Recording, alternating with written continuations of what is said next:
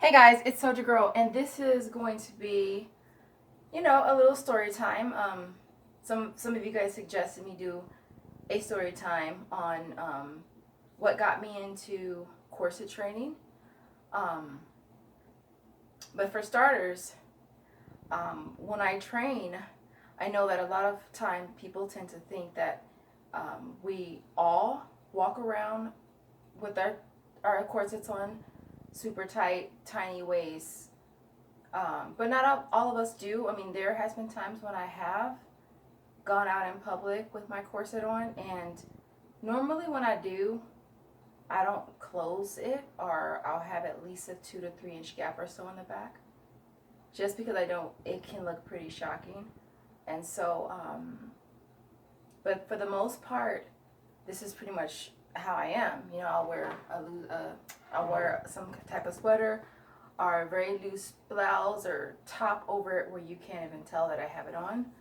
And then I might just wear like leggings. So I'm gonna take this off, but this is pretty much how I am majority of the time. Um, but I'm gonna take this off since this is a corset video. But I just wanted to show you guys that everybody doesn't need to know that you're corset training, you know, and that way you can train without having to be bothered with people asking you questions. For starters, I started corset training 3+ years ago. What piqued my interest was someone that I follow. She did a corset training video. I didn't even know she corset trained, but she did a corset video, and I was automatically like interested. Like, that is so cool, because I'm a fit person, and I pretty much don't have a waistline, and I'm pretty much straight up and down.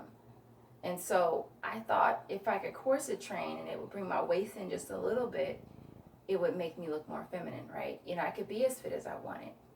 And so I started doing some research. I started Googling stuff, reading articles on online. I watched a ton of videos here on YouTube, particularly Lucy Corsetry's channel. She's probably one of my top channels on here. Really, really informative. And so I decided that I would try it. And so why corset training over waist cinchers, body shapers? Why? I honestly feel like corsets are more aggressive, and that's what I wanted. A lot of the people that I saw with body cinchers and waist trainers, they buckle, they roll. I knew that with the steel bone corset, I wouldn't have any buckling or any rolling. And so I that's why I kind of went with the corset. All right. And so I started corset training, and I started with a 26-inch CS 426 long line from Orchard Corsets. That's the only company I've gotten corsets from. They're really affordable, off the rack corsets, really, really, really, really newbie friendly, affordable. They have a nice little, clearance section where you can get a nice corset for. I just got one for $45, but I have gotten them a little cheaper than that. And so I started with a 26-inch. At that time, my waist was probably like a 31 to 32 inch. At that time, so I ordered a 26-inch, which they say you want to go between 4 to 6 inches smaller than your natural waist. Your natural waist is always going to be the smallest part of your waist, not at your belly button, which most women generally would think. And so I had that corset for probably 3 weeks before I outgrew it. And that's incorporating exercise and diet, which I always stress. If you exercise regularly and you eat right, it will help your results. All right. And so I transitioned from my 26-inch corset into a 22-inch corset. And I've pretty much been at 22 inches since then. I'm going to say about a year or so and a half after I started corset training, I was contacted by the Dr. Oz show to go on and kind of talk about my experience with corset training. And I honestly passed the buck to Lucy Corsetry. I passed the buck to Lucy. I was just like, yeah, check her out. She's really cool. And so I decided to go on the show. It was an experience for me. It was really an amazing experience. They flew me out to New York, paid for room and board. It was really, really, really, really cool. But he's a doctor, so of course he's not gonna agree with corset training. He's gonna give you alternatives to that. And I honestly think that he's basically told me to try. I think he said pantyhose. He didn't even say Spanx. He said pantyhose. I was just like, yeah, I might try that. Knowing in my head, I was like, God, a pantyhose ain't gonna hold me in. And so that was an experience.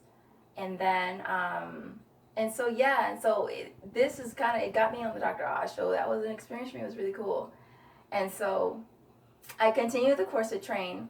I got pregnant with my son, and when I found out I was pregnant, I stopped, and I didn't resume corset training again until I was about 2 months postpartum.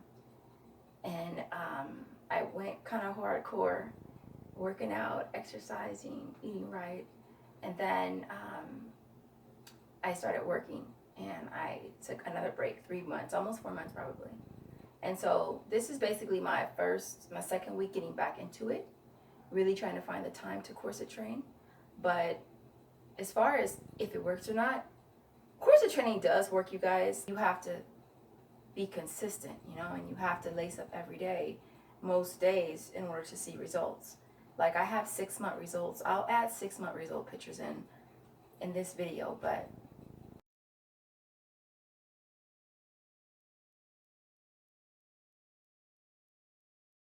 six months, and I was like, wow, big difference. But at the same time, I was training like upwards of 21 hours a day. I was at that time, I was able to wear it at work. So I'd wear it at work. I'd work out on my lunch break, so I'd take it off, and then I'd put on a different one for the rest of my work day. I would come home, take a shower, leave it off for about an hour or so, maybe eat something, and then I'd put it right back on. And then before I went to bed, I might put on a different corset. I have about 10 to 12, so I would put on a different one. And so I wore it like upwards of 21 hours just to get the results that I got. So I do feel like it works, but you have to be consistent. And I know that when you first get your corset, you have to season it for 2 hours a day for the first 2 weeks. But after that, you start to gradually increase the time that you wear it. And I got mine up that much, but a lot of people probably can't wear their corset that much. But I feel like the more you wear it, the better your result. So when I started corset training, when I started doing videos, I said I would be consistent.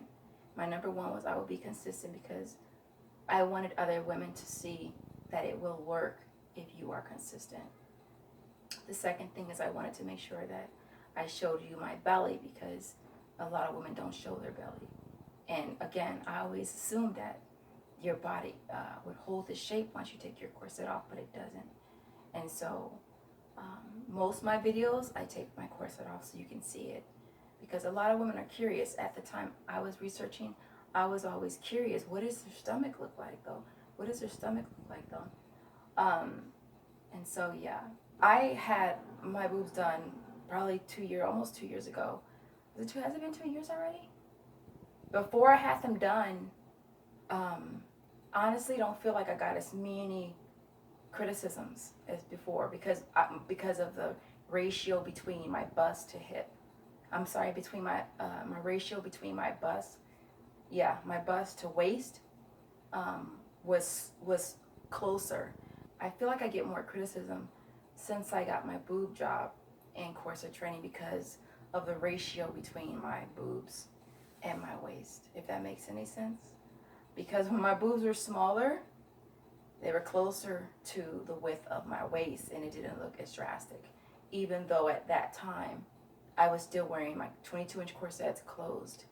And I think that's why I get more criticism now, is because of my boobs. I think that's why. But again, the corset, even before I had them done, I felt like corset training did accentuate my boobs, and it makes my waist look makes my hips look wider. What else did I want to mention? I guess I could mention health issues. Me personally, I have never had any issues pertaining to a corset. I did have a hernia prior to me corset training that I think I developed with my first pregnancy. And had corrective surgery for that. I know someone asked me, have I had any other issues with the hernia? Actually right here. And I had a mesh put over it, but I haven't had any other issues at all whatsoever. Corset training doesn't affect that. Corset training didn't affect it before. It's just that, and I don't even know if I was corset training. Yeah, because I believe I was corset training at the time I had my surgery. I just had to stop. But I haven't had any health issues pertaining to the corset. What else? Breathing. You can breathe perfectly fine. I think that when you first start, you tend to shallow breathe. I think most people shallow breathe pretty much anyways. But I would shallow breathe, and then it took me a while to get to get comfortable enough with it where I could take a deep breath, but it's up here. It's not really down there. Have I had any issues with my digestive system? No, I haven't. I know a lot of people say it's not safe. I feel like if you do it right and you take your time with it, I feel like there shouldn't be anything wrong with it. I know that there are women that go really, really tiny, 16-inch corset. But for me, 22 is kind of where I wanted to stop. And then with me, it's always been about what I look like outside my corset. Like, what do I look like when I take it off? All right, because I am not walking around like this. I want people to see me how I look like when I'm not wearing it. That's what matters to me the most. I know a lot of critics say, oh, it doesn't look right, it doesn't look natural. Well, I don't care about what it looks like when I have it on. You're not going to see it anyway, so I have a sweater on. Only reason why you guys see it now is because I'm doing a video.